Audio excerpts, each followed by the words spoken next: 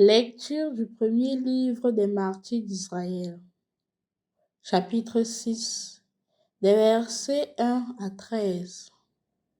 En ces jours-là, le roi Antiochos parcourait le haut pays.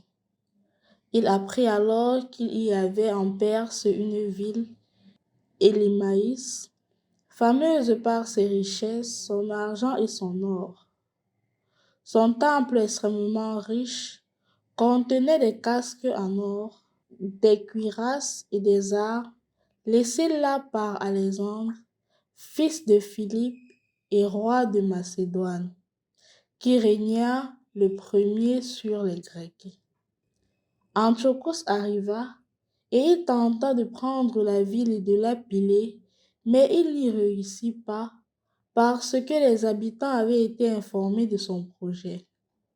Ils lui résistèrent et livrèrent bataille, si bien qu'il prit la fuite et battit en retraite, accablé de chagrin, pour retourner à Babylone.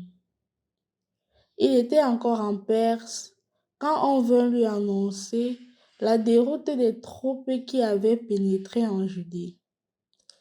Lysias, en particulier, qui avait été envoyé avec un important matériel, avait fait demi-tour devant les Juifs.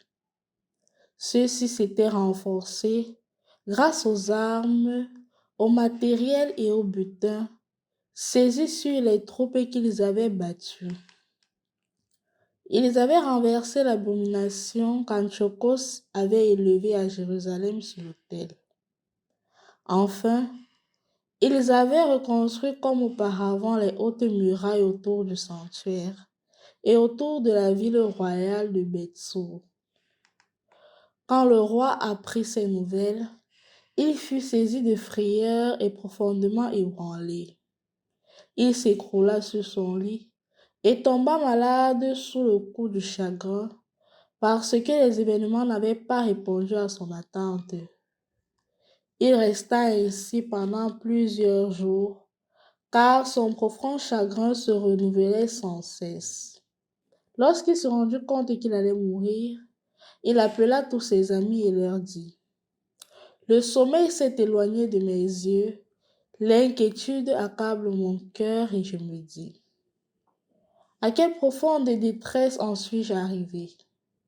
Dans quel abîme suis-je plongé maintenant?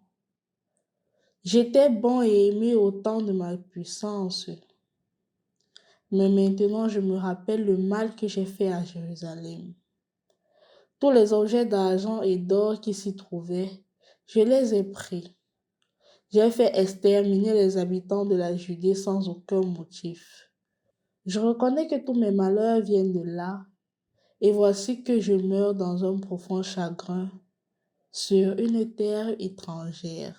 Au nom du Père et du Fils et du Saint-Esprit. Amen. Loué soit Jésus-Christ. Nous continuons et d'une certaine manière, nous terminons avec le livre des martyrs d'Israël, le deuxième livre des martyrs d'Israël, avec la fin de celui qui se croyait éternel.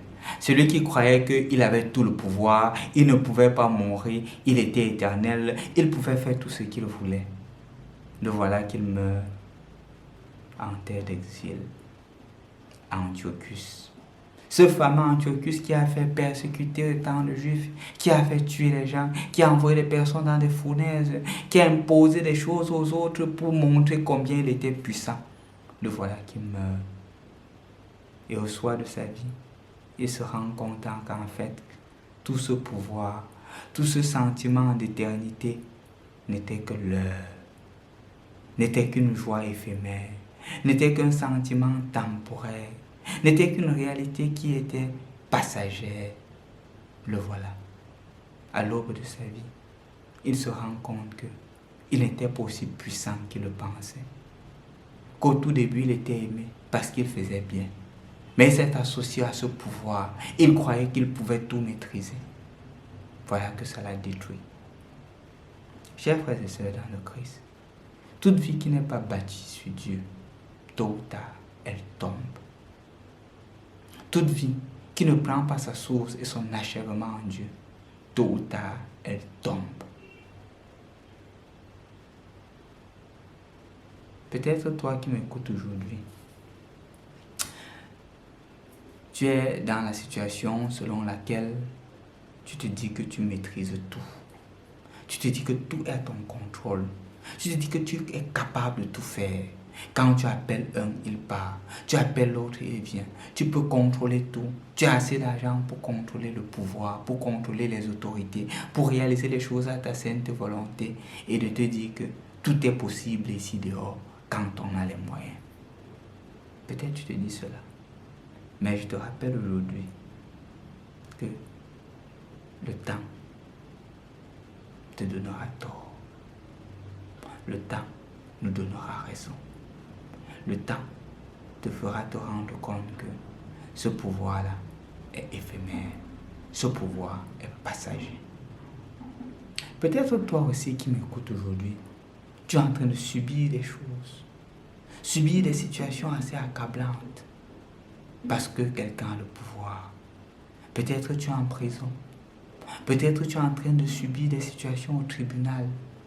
Peut-être tu as des attaques mystiques à cause de quelqu'un qui veut te montrer qu'il est aussi puissant. Dis-toi que le Seigneur aura son mot à dire. Antiochus se croyait fort. Antiochus se croyait puissant. Où est-il maintenant? Le Seigneur ne t'abandonne pas. Le Seigneur sera toujours avec toi. Mais l'effort, c'est de persévérer. L'effort, c'est de ne pas te décourager en cours de chemin. L'effort, c'est de dire, en Dieu, j'ai mon espoir. Lui, il est mon seul abri. Enfin, chers frères et sœurs dans le Christ, les lectures d'aujourd'hui ne sont pas là pour nous mettre mal à l'aise. Les lectures d'aujourd'hui ne sont pas là pour nous dire qu'il faudrait se lamenter, il n'y a plus d'espoir. C'est toujours un appel à la conversion. Le Seigneur voudrait que nous fassions une conversion réelle, une conversion substantielle. Pas une conversion dans l'apparence, pas une conversion dans l'apparaître, mais une conversion dans l'être même. De manière à ce que nos actions extérieures soient la manifestation de la vie intérieure du Christ en nous, comme dirait notre fondateur, Saint Guido Maria Conforti. Aujourd'hui, engage-toi sur le chemin réel de la conversion, sur le chemin réel de l'unité, la recherche de la sainteté. Ceci passera par des actions extérieures concrètes. Au nom du Père et du Fils et du Saint-Esprit. Amen.